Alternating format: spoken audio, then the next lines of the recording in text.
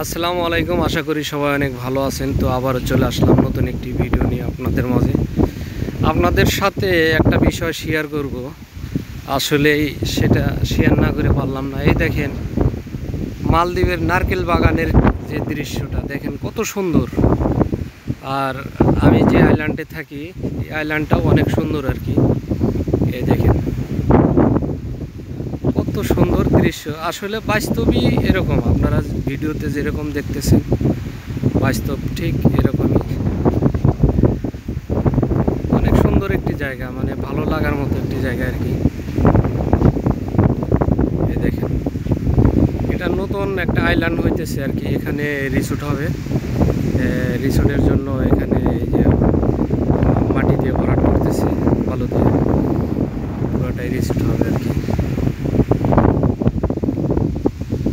এই দেখেন এই পাশে সাগর।